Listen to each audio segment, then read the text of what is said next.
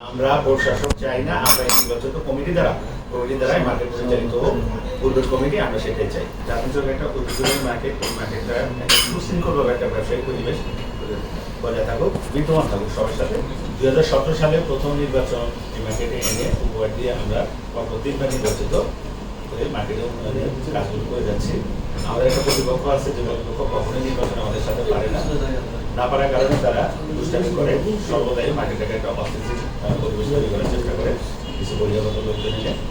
তো আমরা সর্বশেষ যে নির্বাচনটা হলো সেটা হচ্ছে 2023 সালের 24শে জুলাই, 25শে জুলাই। এই 25 জুলাইতে আমরা বিপুল ভোটের ব্যবধানে আমাদের পূর্ণাঙ্গ কমিটি 7 সদস্য বিশিষ্ট পাশ করার পরে আমাদের কর্তৃপক্ষ সেই রেজাল্ট মেনে নেয়। হঠাৎ করে এই পট পরিবর্তনের পরে আমরা ওনাদের দ্বারা অব্যাহত রাখার পরে হঠাৎ করে এই পট পরিবর্তনের পরেই আপনার সমাজসেবা আমাদের প্রতি একটা অন্যায় চাপিয়ে দিয়েছে।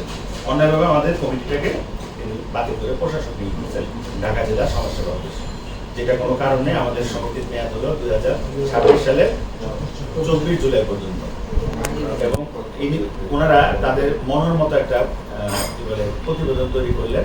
প্রতিবেদন তৈরি করে আমাদেরকে উইদাউট নোটিশে, কোনো নোটিশ না জানিয়ে আমাদের কমিটি বাতিল করে আপনার এখানে প্রশাসক নিয়োজিত করলেন।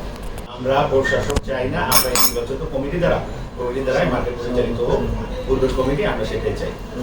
আমরা এটা যেহেতু মামলা মোকদ্দমায় চলে গেছে, মহামান্য হাইকোর্টের কাছেও আমরা ন্যায্য বিচার দাবি করব, এবং আমরা আপনাদের মারফত জানাতে চাই সমাজ কল্যাণের বা সমাজের সবাইকে যে আমাদের মধ্যে একটা অন্যায় অবৈধ একটা রায় আমাদের বিরুদ্ধে সমাজ কল্যাণ থেকে আমাদের কমিটিকে ভেঙে দেওয়ার একটা রায় দিচ্ছে, যেটা আসলে এটা প্রত্যাহার যেন করা হয়, এটা যেন প্রত্যাহার করা হয়।